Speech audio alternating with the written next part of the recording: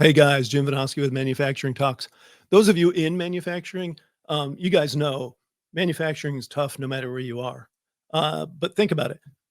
You're not only in the US, but you're in California and you're in Los Angeles. That sounds particularly tough, doesn't it?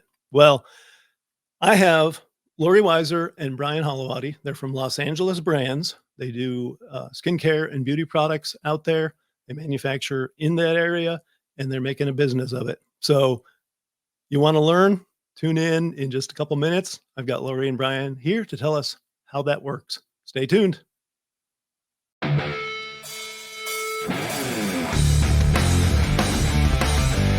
Welcome to Manufacturing Talks with Jim Vinosky. Industry has a million cool stories, and Jim talks to the movers and shakers who are making them happen. Let's dive in.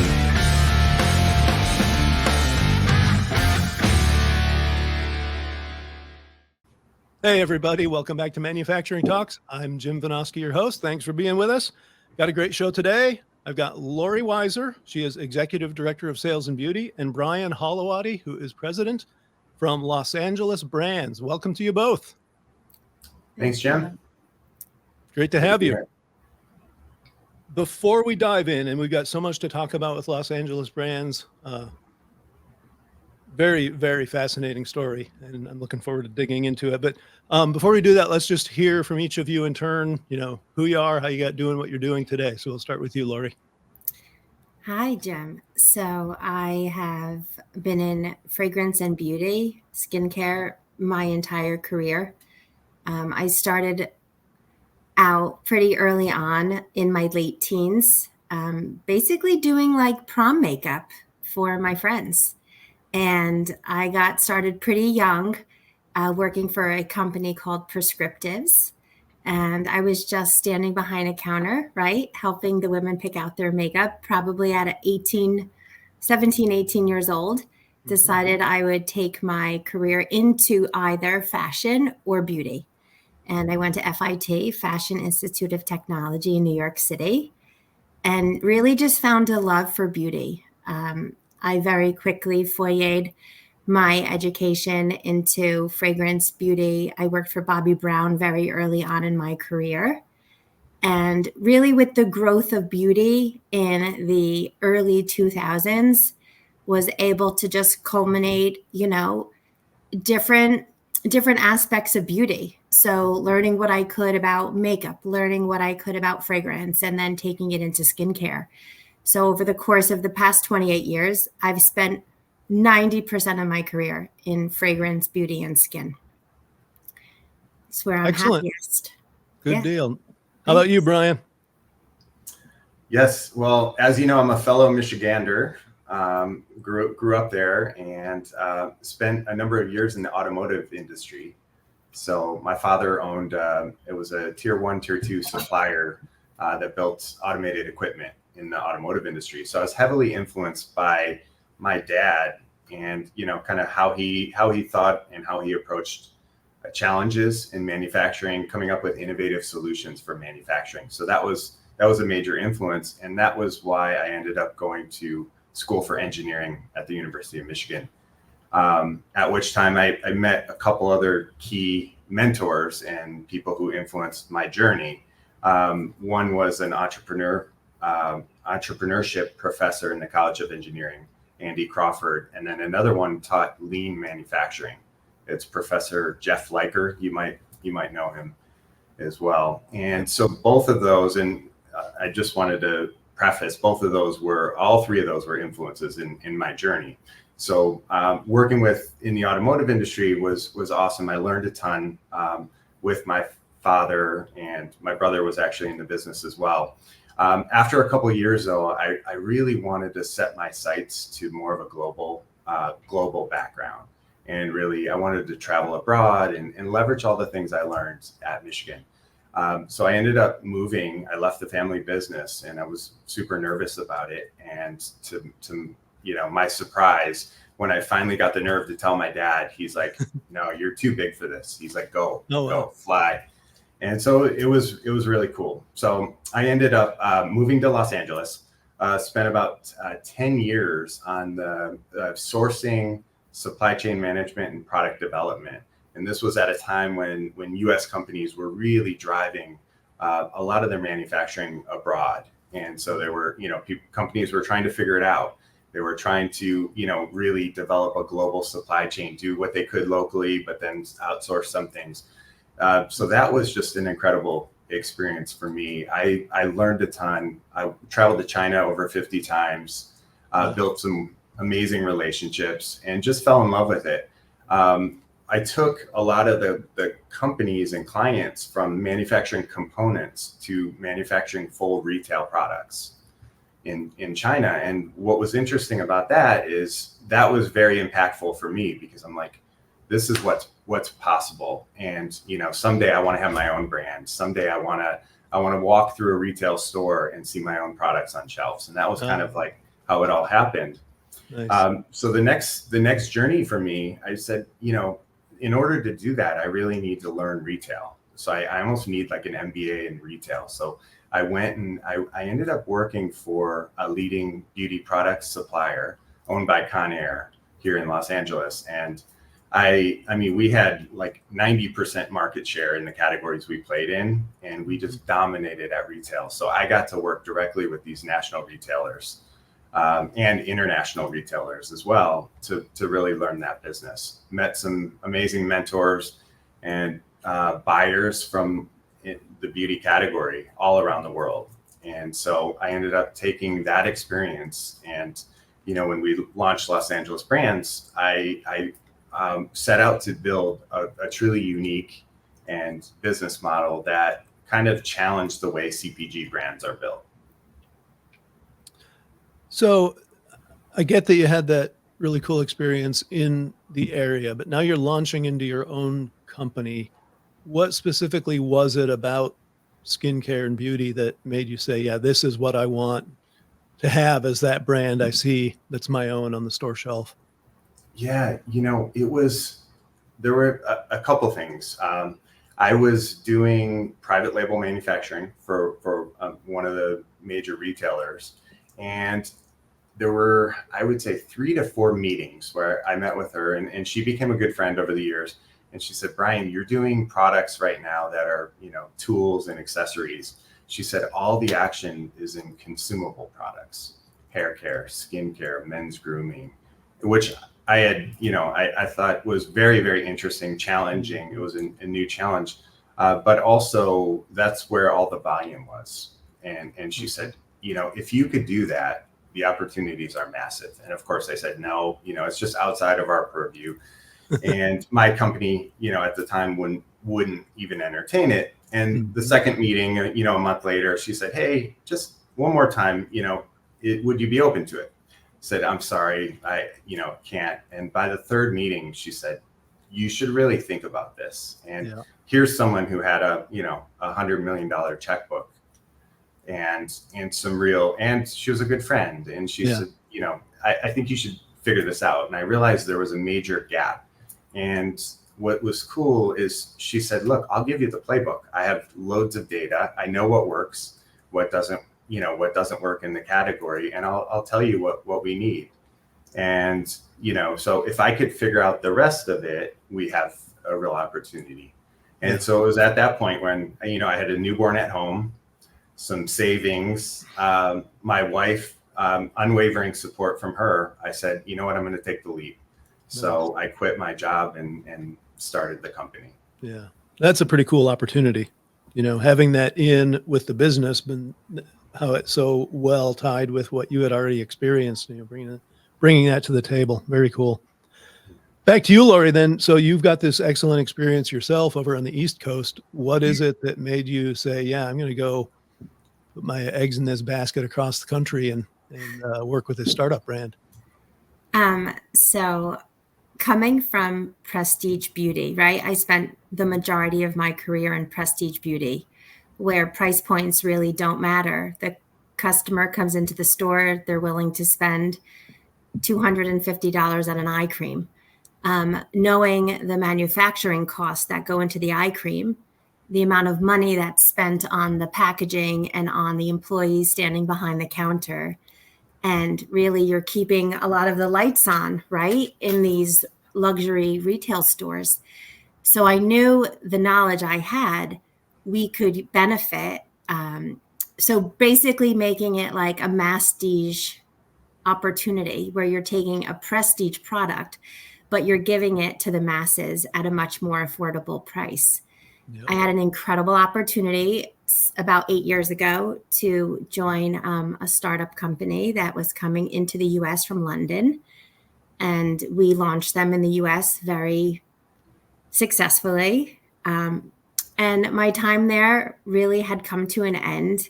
I had had a conversation with one of my closest buyers that we were working directly with. I developed a program for her and I said, I'm looking for something new and exciting. Do you know anyone that might utilize, have a need for me? And she connected Brian and I together. And I feel like Brian and I had just it was an instant friendship. It was an instant connection in business. We basically shared almost the identical business portfolio, which with what we do is extremely rare. So we just had a tremendous amount in common. He had a passion for basically a prestige product at a value.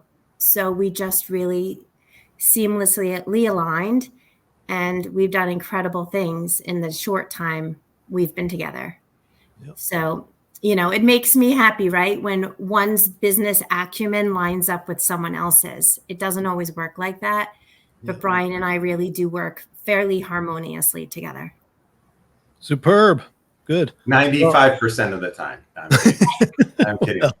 Right. It's normally me wanting to beat him up. Yes, true. But to that point, I mean, we had just such a partnership in values too. How we run our businesses and how we manage our relationships. We met through a mutual friend who's our customer together. And, I asked her in a meeting, I said, hey, I need someone who I basically described Lori to a T. And I said, do you know anyone? And she's like, no, I don't know anyone. And 2 days later, I'm on a flight and I get a text as soon as I landed. And she's like, call me right away. I have the perfect person.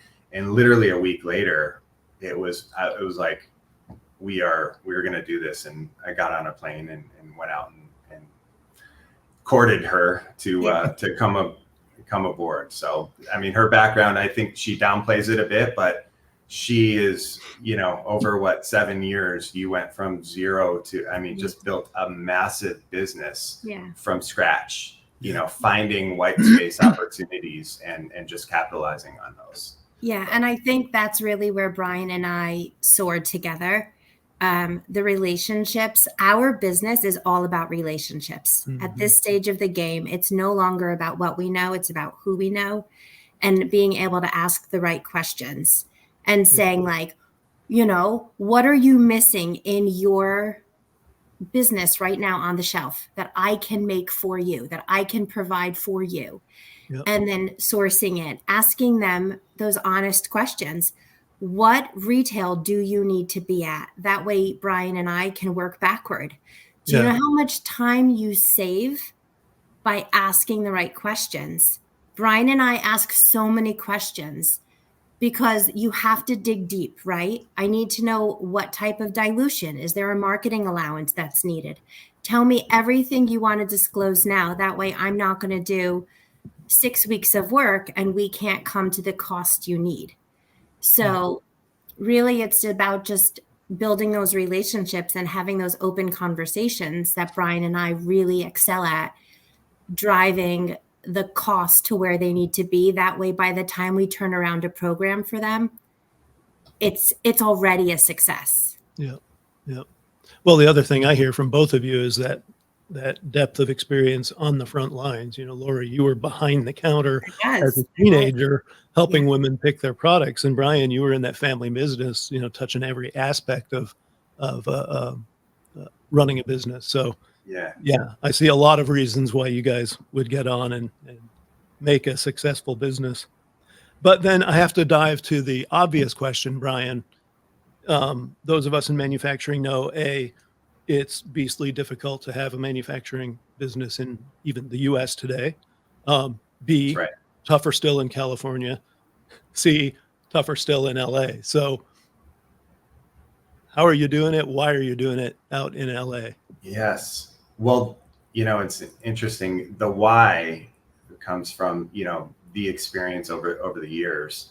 When we look at, I looked at trends that were happening. First of all, first and foremost, from a quality perspective, manufacturing in the US is paramount for products that go on and, on the skin, on the body, etc. That is critical. Just manufacturing and having transparency in the supply chain. I mean, there's just so many reasons why making it in the US makes sense. Making it in LA makes even more sense for me. I'm geographically located here. Been here the past 20 years. My wife is from here. We're pretty well rooted. But why Los Angeles? Los Angeles, despite everyone in Michigan calling me crazy for moving to California, and there's so many jokes that go along with it. There's tons of challenges as from an outsider. But when you're here, I mean, this is I call it the birthplace of innovation. I mean, trends start here. World-class designers, amazing, contract manufacturers, vendors, suppliers, etc. I mean, it really is just an amazing place. I mean, within 30 miles of where I sit, our entire supply chain lies. We blow mold our bottles 1 mile from where they're filled, and then they ship nationally and internationally around the world. I mean, it's amazing what can be done here. Okay, so now here are the challenges, right? Our labor costs are extremely high here. Environmental regulations are extremely challenging here. Warehousing costs are extremely high. But with all that said, we're still able, and I always say we're supply chain ninjas, because with the right relationships, partnerships, it's not just on the customer side, it's on the vendor side as well. If you go to any one of our vendor partners, they know what our vision is, where we're heading. They know that we were at Walmart last week for a meeting. They were intimately involved in supporting that product. And we're still a relatively small company, but they know where we're heading. And without them, we would be nothing. And so it's having those, and the fact that they're all in LA, I drive to them all the time. I spend a crazy amount of time actually going out, just sitting with our vendors and really sharing the vision again and again on kind of where we're going, because they share what's trending on their side. They share interesting new developments and new processes that can be, create new efficiencies, etc. So it's really important to be able to have them in our backyard, if that makes sense. Yeah. So we've talked. Oh, I'm sorry. Did you want to contribute there, Lori? I was going to say, I spend so much time with our new product development, and we use one of the most world-class fragrance houses in my backyard. And I could be there in 35 minutes. And, we have opportunities to sit with our fragrance house and develop these incredible products with the most superior fragrance. And I can have a sample right on my desk that I can touch, feel, smell. If it needs to be stronger, I can have a sample back on my desk in 2 days, right? I'm not waiting for overseas manufacturing. That takes a significant lead time. So that's interesting. Opportunities, right, in our backyard where I could literally drive to my fragrance house and sit down and have a meeting. So it's fascinating to me because Brian and I have talked at length in the past, and I really am just getting to know what you do with the company, Lori. But hearing Brian talk about how much it makes sense to have that kind of business rooted out in LA, but here you are in another obvious mainstay location out in the New York area. Yeah. Having those two locations covered has to be a tremendous advantage. Yeah, I manage the majority of our sales. So being able to have a meeting in New York City at all of the largest showrooms, for our customers, especially getting there within, an hour and 25 minutes.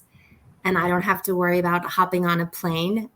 Zoom and Teams also changed the game for us, Oh, sure. being able to be bi-coastal, because we can, hop on a Teams or a Zoom with our manufacturers, our customers. Everything kind of works seamlessly, right? I have an opportunity also, because Brian is 3 hours behind me. I can get a ton done. So by the time he wakes up in the morning, he's either approving something or following up on something. So it's kind of like I kick the ball forward and then Brian just picks it up.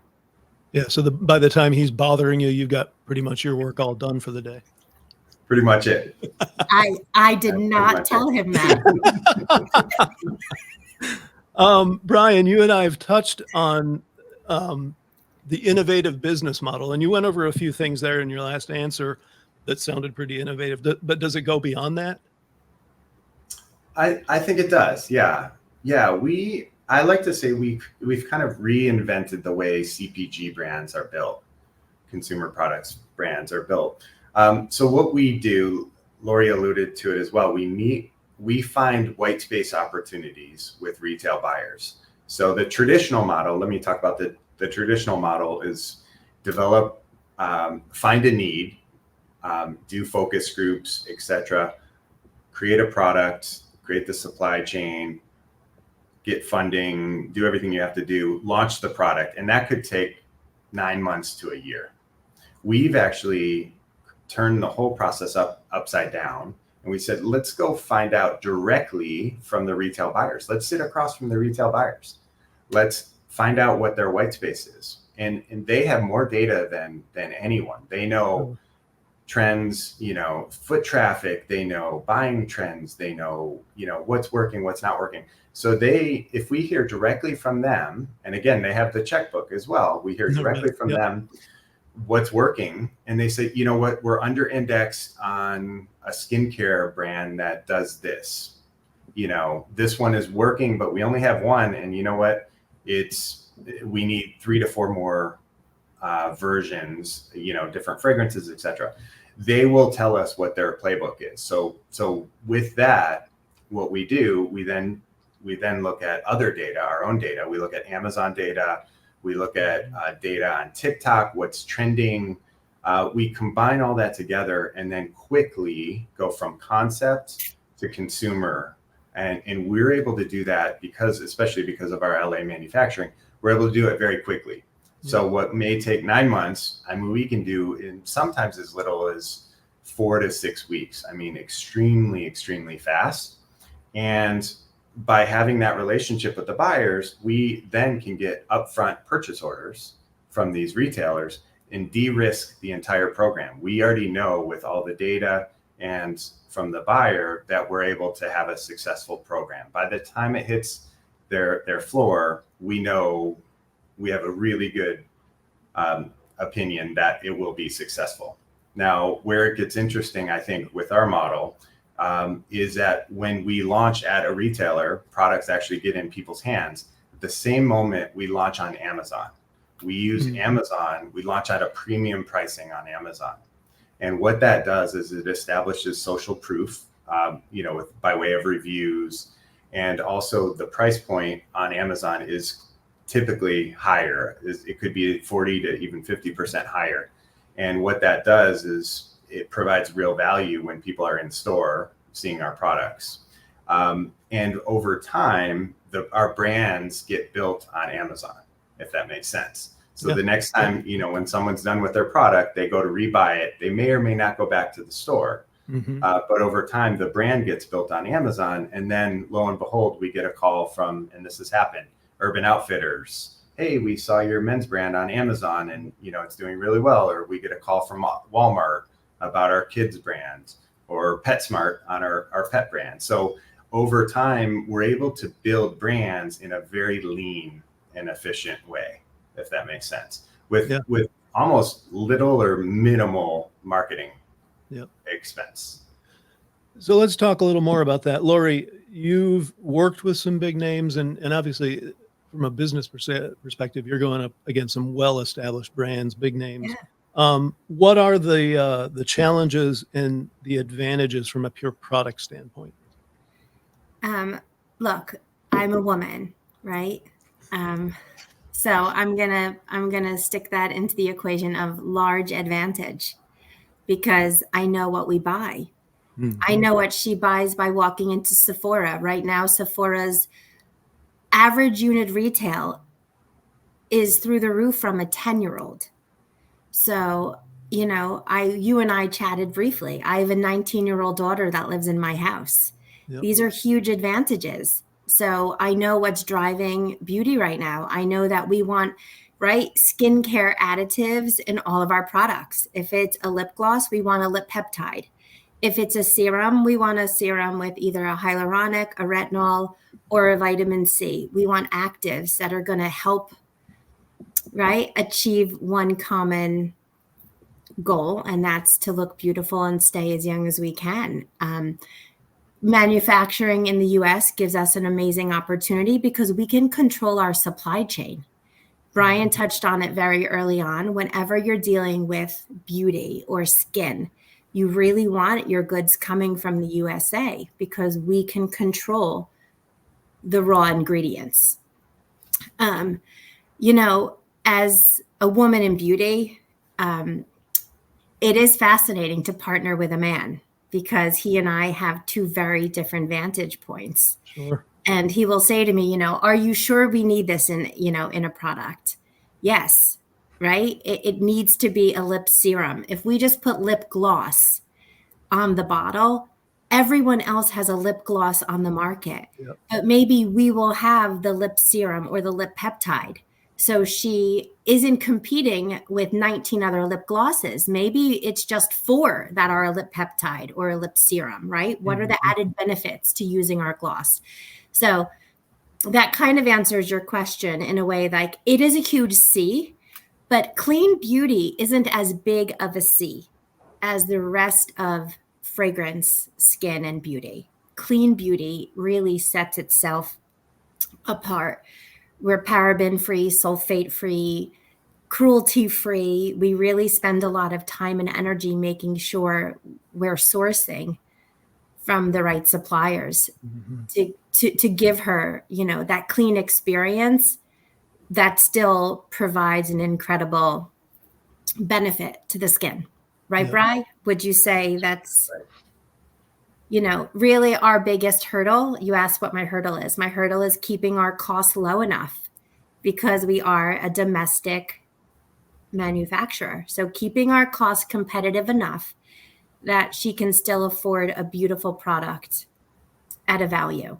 That's really our largest hurdle, is having the buyer understand you might be getting X product for, dollars cheaper, Yep. but it's not coming out of Anaheim, California, right?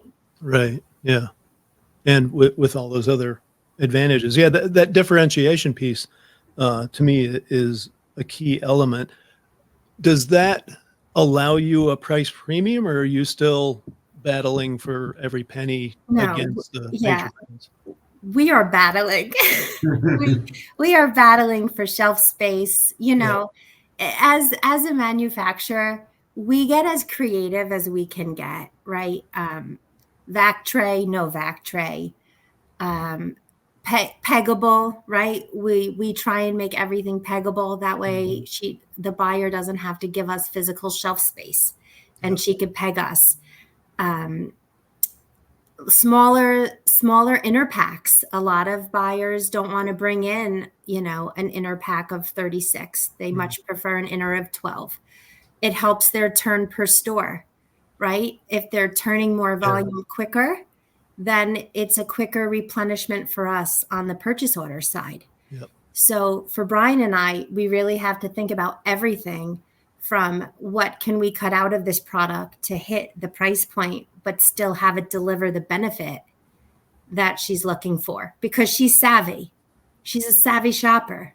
Yeah. Even if you're going into a TJ Maxx now, you might go to a Saks Fifth Avenue, around the corner from your office, but on the weekend, you're running into a TJ and you still want to see something on the shelf that looks beautiful and delivers a benefit. Yeah, makes sense. Well, we are nearly out of time, so we've talked a lot about this excellent business you two have built up together. So what's coming down the pike? What are the next opportunities? What's on the horizon? Let you start with this one, Brian.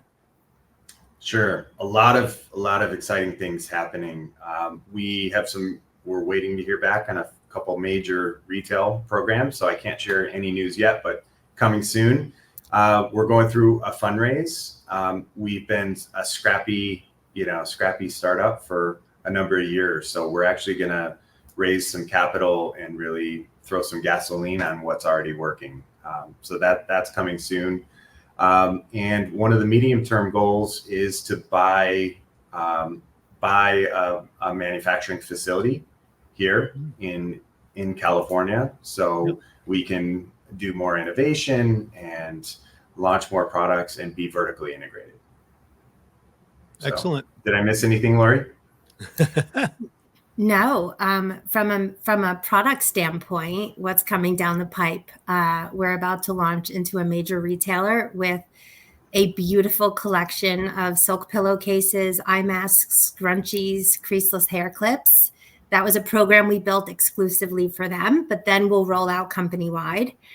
I've worked tirelessly on new product development for a line of cleansers and serums, eye creams and moisturizers. And then we have a big meeting mid-June for a fragrance mist and a line of fragrance. So whatever Brian and I, have to do to make it happen, we deliver the samples to the meeting, we deliver renderings, and we show the customer exactly what they're asking for. Awesome. I do think, Jim, sorry, to add one other thing. Yep. I would love to medium term have a warehouse in West Michigan as well. That's in middle of the country. That is a limitation for us, right? Shipping everything from Southern California. Yeah. And it's always been my dream to have a facility in Michigan again. Yeah. So, well, maybe I can help you out on that. That would be the hope. Yeah. All right. Well, this has been incredibly educational. I feel like I got like this mini course, an MBA and a course in entrepreneurship, all right here within the last half hour. So phenomenal. Lori Waiser, Brad Hollowaty, thanks to you both so much for being here today. Thanks, Jim. Thanks for having us. Yep. Really Thank you. it. We'll have to revisit this down the road and hear how you guys are doing. Let's do it. All right. Great. And of course, as always, thanks to those of you in the audience. That's why we're here. We're here every Tuesday, so definitely tune back in. I can't promise you a free MBA with every episode, but every episode is going to be at least a little worthwhile. So thanks again. We'll see you next Tuesday from Manufacturing Talks. So long. We're done. Thanks.